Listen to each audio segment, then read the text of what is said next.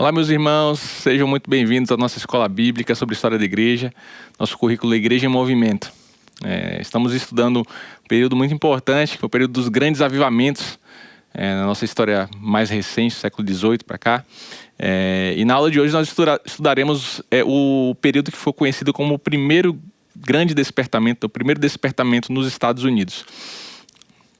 Como a gente sempre faz, começar a ver um pouquinho sobre o contexto, sobre os antecedentes desse movimento de renovação espiritual que aconteceu nos Estados Unidos. Vamos ver alguns aspectos do contexto histórico. Então a gente tinha lá nos Estados Unidos, ainda eram as colônias, as 13 colônias inglesas, naquele período do século XVIII, economia basicamente agrária, sociedades locais afastadas, dispersas, e esses aspectos eles têm relação com a própria vida em igreja também, esse era o pano de fundo dos cristãos da época, das suas interações em igreja.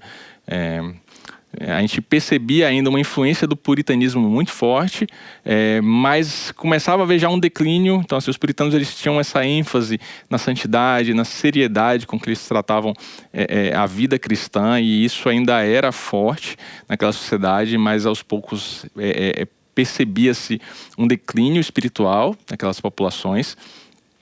Assim como vimos na aula anterior, no avivamento inglês, havia um certo formalismo religioso e, ao mesmo tempo, uma falta de fervor pessoal. Então, eram igrejas com pessoas que nasceram cristãs desde sempre, famílias cristãs, mas que muitas vezes a prática, a vida dessas pessoas não demonstrava os frutos esperados para cristãos. Então a gente via, assim como se via também no período, no contexto do avivamento inglês, se via que também na América do Norte, esse contexto de frieza espiritual que dominava o cenário das igrejas. E o iluminismo também, o pensamento, o racionalismo, ele entra, ele tem uma influência importante no pensamento religioso. Então, doutrinas mais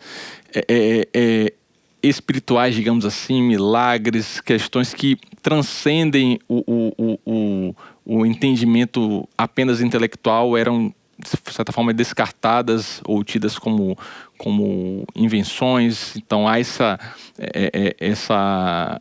o racionalismo iluminista traz de certa forma, esses ataques a doutrinas mais basilares da fé cristã, e isso tem efeitos tanto na teologia, mas também na prática daquelas sociedades. Então esse é um pouco do pano de fundo, muito parecido em grande medida com o que a gente via no contexto inglês. E alguns antecedentes no avivamento desse grande despertamento americano, há uma influência, a influência mais óbvia é a influência do próprio avivamento que estava acontecendo na Inglaterra. E a bem da verdade, aqui há uma influência mútua, na verdade, né? Então, assim, a gente tem personagens como Wesley e George Whitefield influenciando o que estava acontecendo na América do Norte. Inclusive, o próprio John Wesley teve uma experiência missionária na América do Norte, e o Whitefield ele foi um personagem muito influente no avivamento norte-americano. Ele era muito conhecido lá, pregou em diversas igrejas e teve participação nesse movimento de renovação espiritual. Então há essa influência inglesa, mas também o que estava acontecendo nas 13 colônias reverberava também na Inglaterra. Por exemplo, Wesley ele soube do que estava acontecendo, por exemplo, na congregação de Jonathan Edwards na América do Norte. Vamos estudar ele nessa aula. Então havia esse intercâmbio santo, espiritual, entre crentes da Inglaterra e crentes das colônias, nesse processo de avivamento que estava acontecendo simultaneamente, praticamente. Então, essa influência inglesa foi muito importante.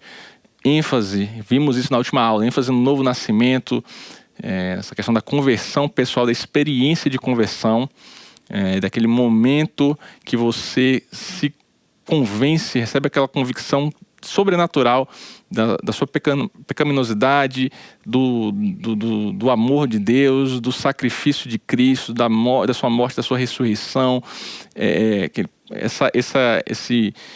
Esse ato de transformação, essa experiência de transformação, ela, assim como foi no avivamento inglês, ela tem muita proeminência no avivamento americano, santidade pessoal, evangelismo ao ar livre também. Whitefield foi um personagem muito importante nesse contexto lá na Inglaterra e também foi aqui no que estamos estudando na aula de hoje nos Estados Unidos.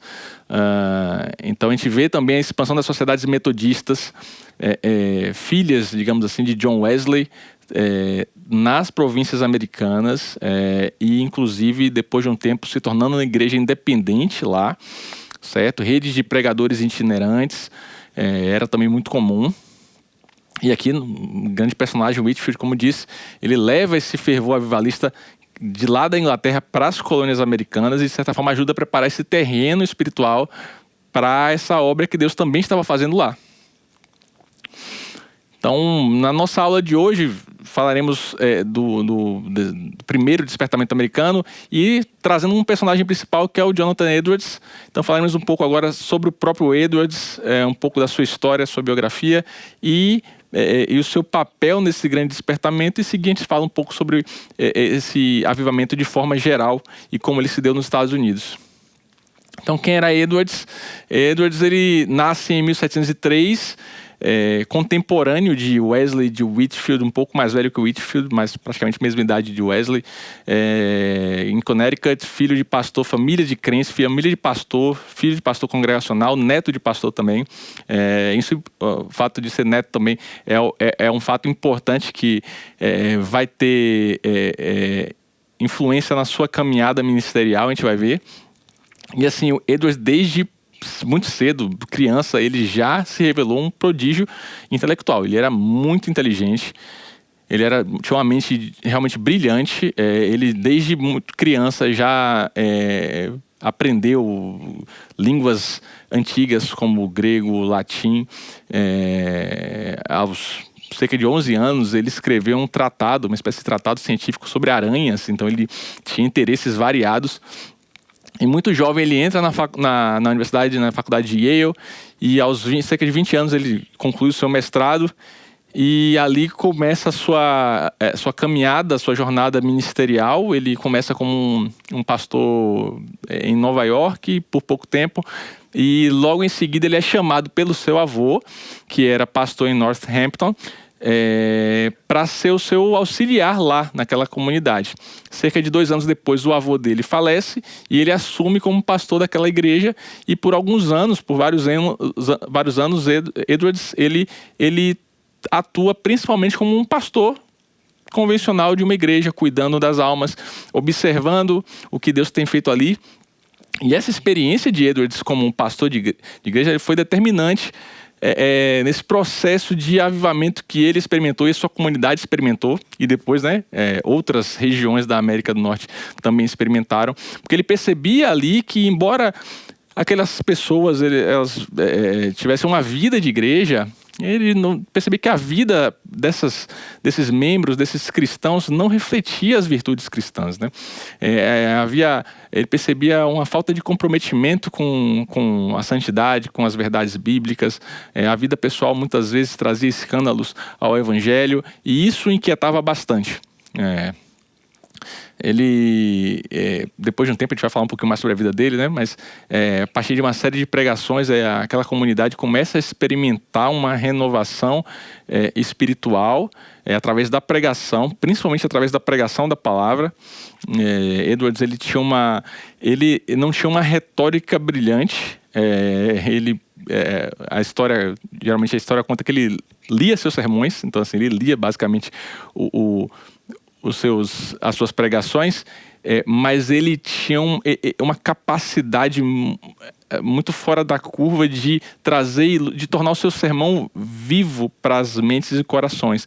Ele trazia diversas ilustrações, trazia diversas figuras, tanto de aspectos da glória de Deus, da santidade de Deus. Ele conseguia tornar isso claro na imaginação das pessoas, como também figuras que traziam a seriedade do pecado, a realidade do inferno.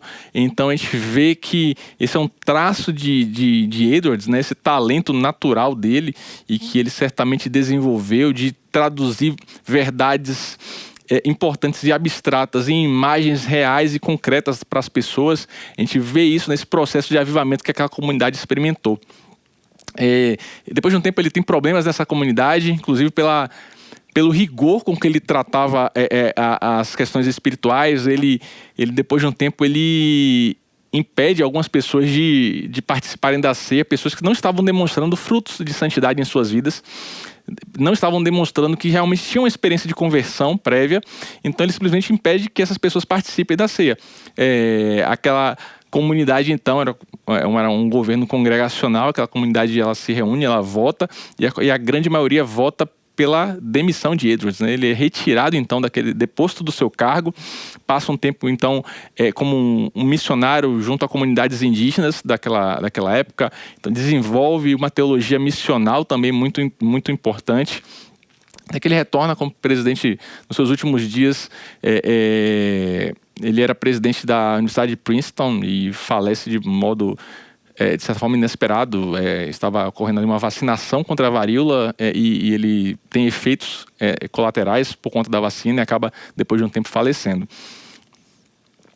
Um pouco sobre a teologia de Edwards. Assim como Whitefield, Edwards ele era de herança calvinista, de linha calvinista. Então ele cria, e suas pregações e seus escritos não deixam dúvidas. Ele cria na soberania absoluta de Deus, na salvação do ser humano, em todas as coisas, inclusive na salvação do homem, cria na depravação total do ser humano, que assim, todas as áreas da nossa vida, nosso coração, nossa mente são manchadas pelo pecado original. Edwards enfatizava também, assim como outros avivalistas da época, a necessidade do novo nascimento pelo Espírito Santo, dessa experiência de conversão. E aqui Edwards, ele é uma ênfase que a gente consegue perceber em Edwards, que a preocupação dele, embora, como a gente viu, ele tinha uma mente brilhante, ele tinha uma capacidade de elaboração racional sobre temas difíceis, complexos, tanto da teologia quanto da filosofia, mas ele não deixava a razão pura como talvez o grande centro da experiência humana, mas ele buscava essa harmonia entre a razão e o coração do ser humano, entre a razão e a experiência espiritual.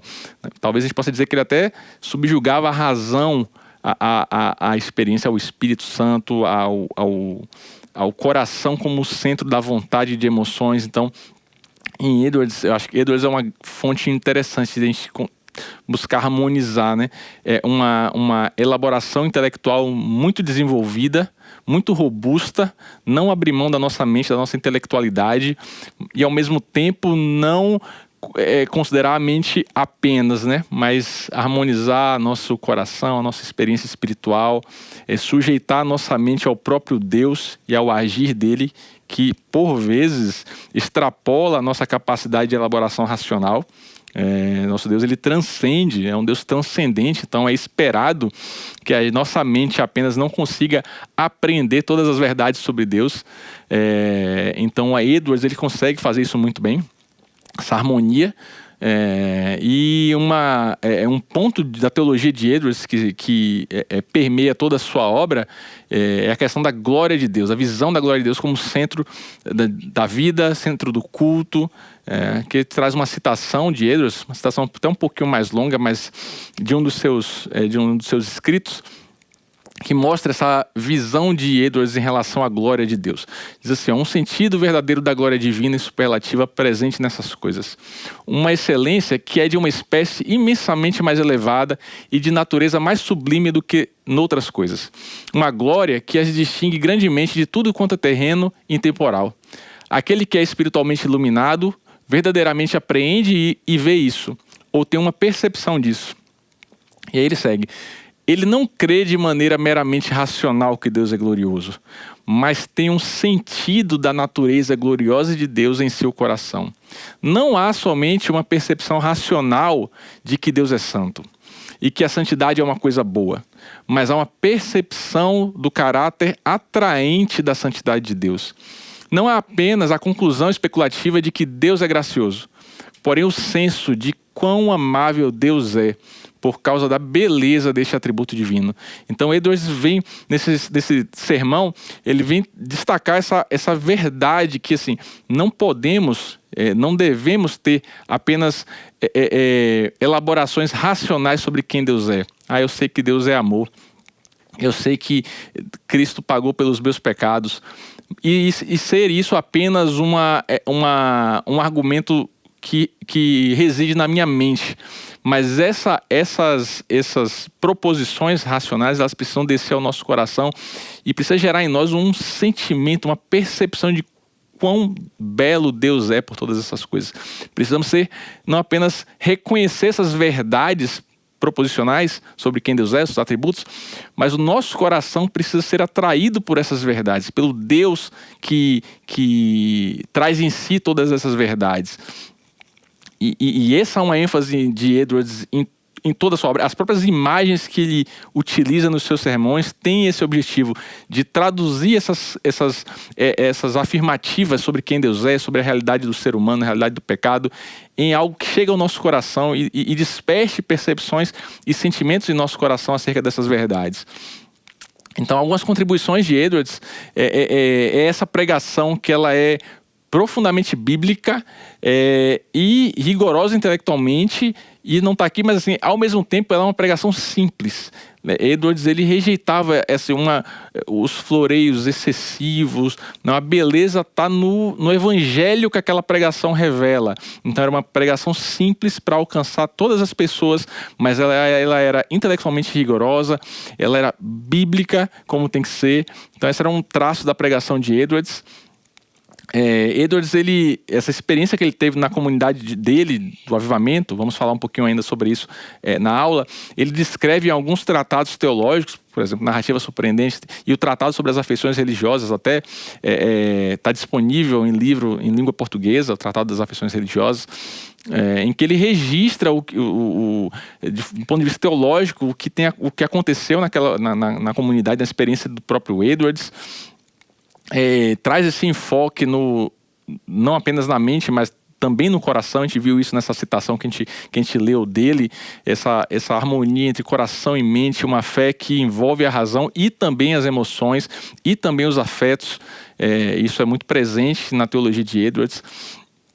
Edwards, ele foi uma influência para movimentos evangelísticos e missionários que se seguiram. Veremos especificamente como ele foi influente nesses movimentos daqui a pouco. Um pouco do legado de Edwards, ele certamente considerado o maior teólogo, filósofo cristão americano. Inclusive, teólogos contemporâneos, por exemplo, têm recuperado essa herança de Jonathan Edwards. Por exemplo, o pastor, o teólogo americano John Piper, ele tem muito forte essa influência da teologia de Edwards nos seus escritos, na sua própria teologia, e de certa forma trouxe ao nosso tempo, recuperou Edwards para os nossos dias.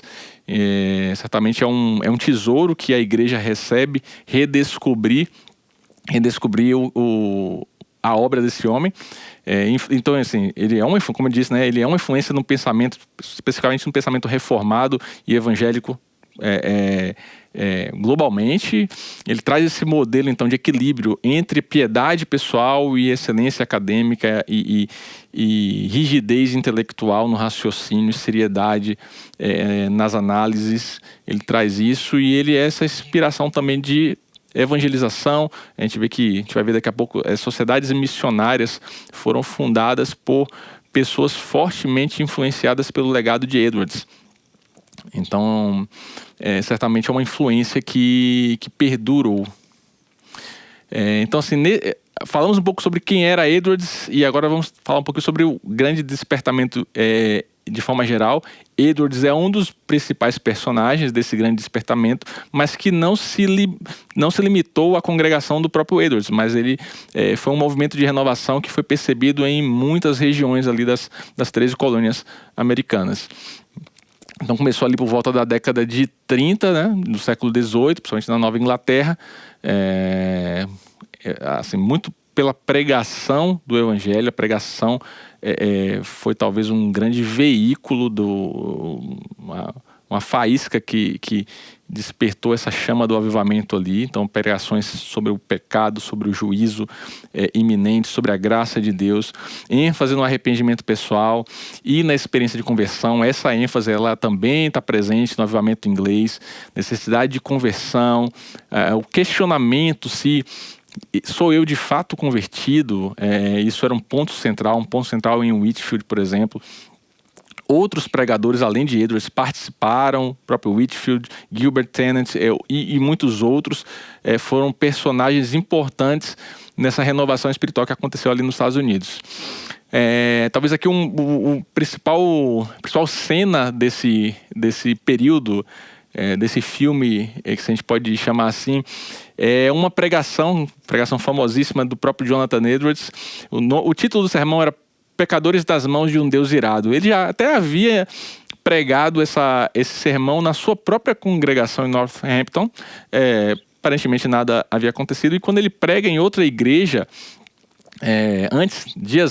cerca de 3 dias antes dessa pregação, ele passou em jejum e orações. Na verdade, ele e sua esposa Sarah, assim, eles, apesar de toda o desenvolvimento, a inteligência, desenvolvimento intelectual, a inteligência que ambos tinham, eram muito inteligentes, mas eles tinham também eles davam à oração um lugar central na vida deles, na vida da família. Então eles oravam muito. Inclusive a esposa do Jonathan Edwards teve suas próprias experiências profundas com oração, de forma até ser impactada no seu físico, experiências que ela teve em seus momentos em que estava sozinha orando.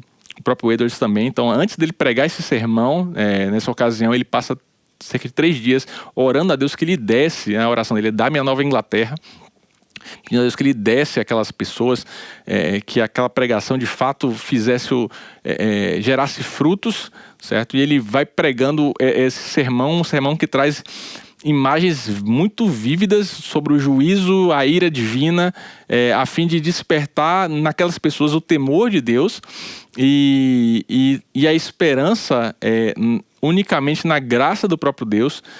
Então ele vai usar imagens como cada um de nós não somos jogados no fogo do inferno agora apenas pelo bel prazer de Deus. Ele vai dizer no seu sermão, então, como se fôssemos ali uma aranha sendo segura apenas pela teia, pela pontinha da teia ali, e ele só não cai agora no inferno porque o próprio Deus nos sustenta.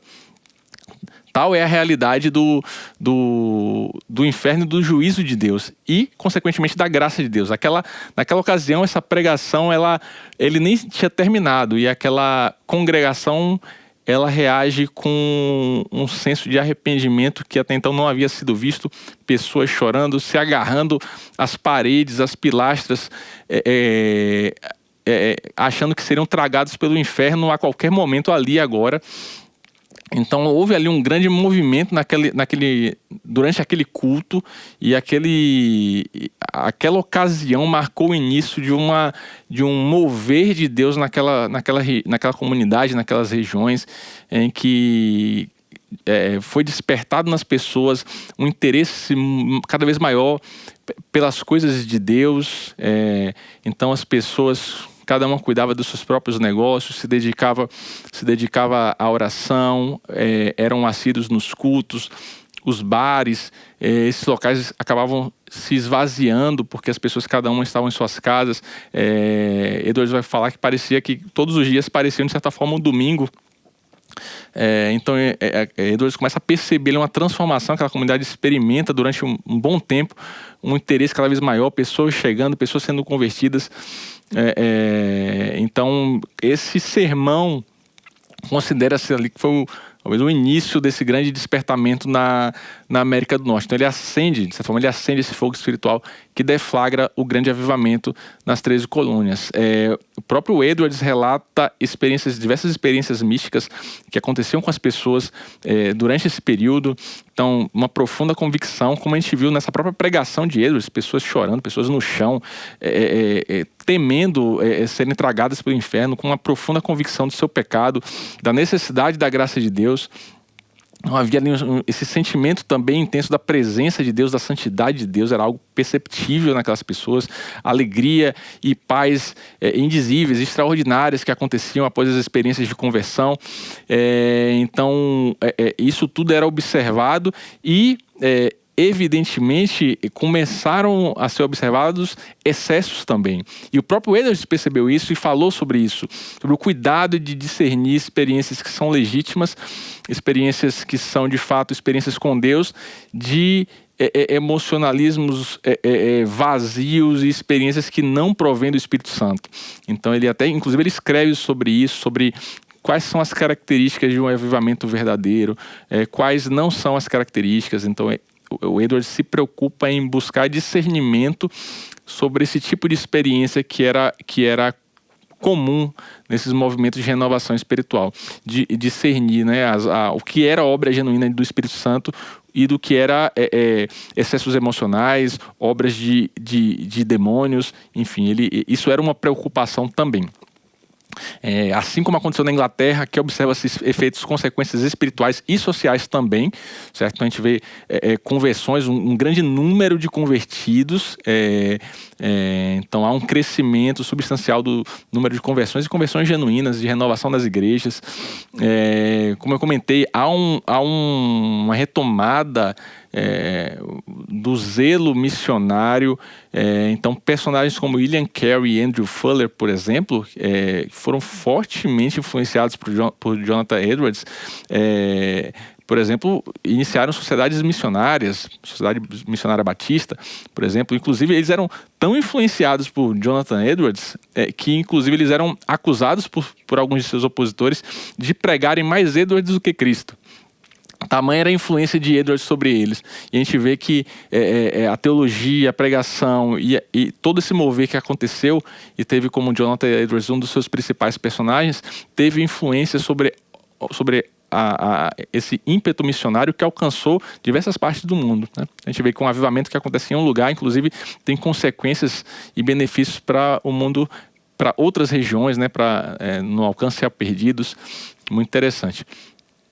Então, há esse fortalecimento da identidade evangélica nas colônias. Então, aquelas comunidades que antes frias, de certa forma nominais, passam a desfrutar de um novo vigor espiritual, de uma nova identidade, uma nova postura em relação à vida cristã. E esse despertamento e os que se seguiram foram uma influência, em particular uma influência que foi duradoura na cultura americana, na política americana, questão das liberdades religiosas, essa separação muito bem definida das atribuições do Estado e a fé e a igreja fora disso, e com essa dissociação da igreja e do Estado, você tem ao ambiente propício para a liberdade e a convivência de diversas correntes religiosas no meio ambiente, que é característica da sociedade americana.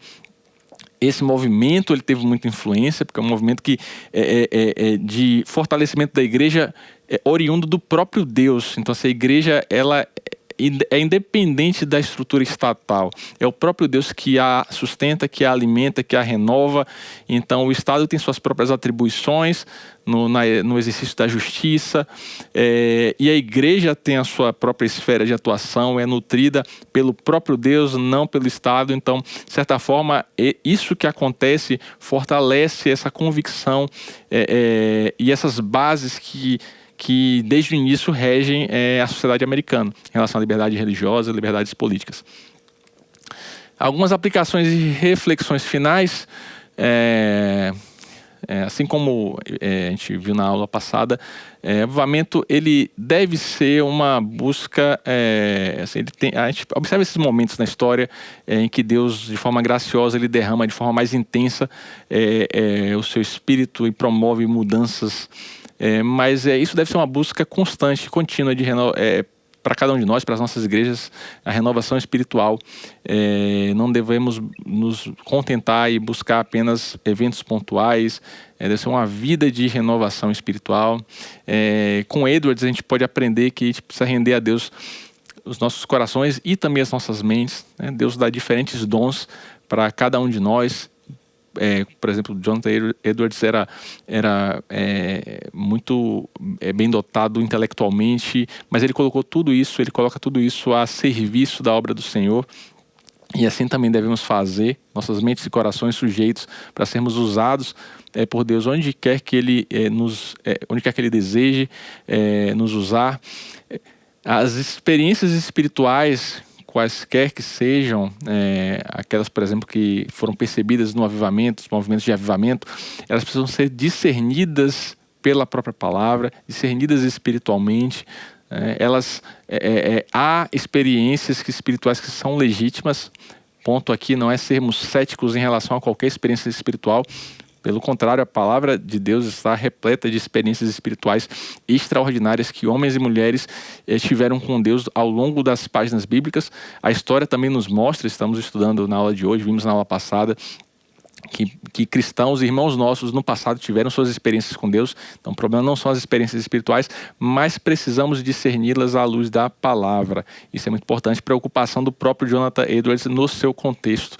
E precisamos ser instrumentos de Deus onde Ele nos colocar, assim como Jonathan Edwards foi com todo a sua destreza intelectual. Ele foi pastor de uma pequena comunidade por um tempo, e ele, depois de um tempo, ele estava junto à população indígena em uma região mais remota.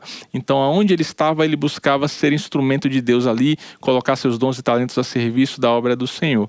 E assim devemos nós. Por fim, a gente cabe destacar que o avivamento verdadeiro é obra soberana de Deus. É Deus quem escolhe derramar em um certo contexto, promover mudanças de forma mais rápida, intensificar a proliferação dos dons, das experiências espirituais, mas devemos buscar ter esses momentos por meio da oração, pregação fiel, uma vida de dedicação à palavra, embora não sejam essas as condições que vão ser determinantes para o avivamento. O avivamento, como a gente viu, é obra soberana de Deus, mas elas são condições necessárias. Sem oração, sem pregação, sem uma dedicação à palavra, a gente não percebe movimentos como esses acontecendo. A gente percebe que o derramar de Deus acontece quando o povo de Deus se volta à oração, se volta às coisas de Deus, e Deus vem graciosamente derrama do seu favor, da sua bênção, do seu Espírito Santo. A glória de Deus, ela deve ser o centro da vida e do ministério. Esse é um tema central ali em toda a teologia de Jonathan Edwards. A beleza da glória de Deus, isso deve estar deve atrair o nosso coração, atrair os nossos sentimentos, afetos, não apenas na mente. Precisamos, se a gente perdeu esse desejo, essa atração por Deus, precisamos voltar ao básico, a oração, a palavra, a dedicação, a comunhão na vida da igreja, a participação nos cultos. A gente precisa desenvolver em nós esse zelo pela glória de Deus, essa apreciação pela glória de Deus, esse desejo por Deus e pelas suas coisas. A gente vê que os efeitos desses avivamentos, eles extrapolam, né, a igreja, eles transformam sociedades, eles mudam contextos espirituais, contextos difíceis, inclusive, ultrapassam barreiras políticas, dificuldades econômicas, contextos hostis. A gente vê a glória de Deus ultrapassando todos esses impedimentos e transformando populações, transformando sociedades. A gente vê que isso é real, a gente vê isso nas páginas das Escrituras, a gente vê isso na história. Então precisamos ter isso em mente, buscar isso, para experimentar esse tipo de renovação também em nossos dias. E por fim a gente termina com o Salmo 85, versículo 6, orando com o salmista, pedindo a renovação de Deus sobre nós, né? Porventura não tornarás a vivificar-nos, para que em ti se regozije o teu povo. Então que esse seja o nosso desejo, seja a nossa oração a Deus, para nos renovar, nos vivificar, para que possamos nos alegrar nele, nos regozijar nele, termos de fato prazer nele e nas coisas dele. Que esse seja o nosso desejo. Na próxima aula, meus irmãos, falaremos sobre o segundo grande despertamento nos Estados Unidos. Você está convidado a estar conosco na próxima semana e também está convidado a participar da nossa aula interativa, que você já conhece. Vai aparecer um QR Code na tela, um link nos comentários deste vídeo, e você vai entrar, vai interagir com professores, com colegas que estão estudando juntos essa aula, tirar dúvidas, trazer reflexões, compartilhar visões acerca da aula. Então você é o nosso convidado, tá bom? Que Deus abençoe você, sua vida, e até a próxima semana.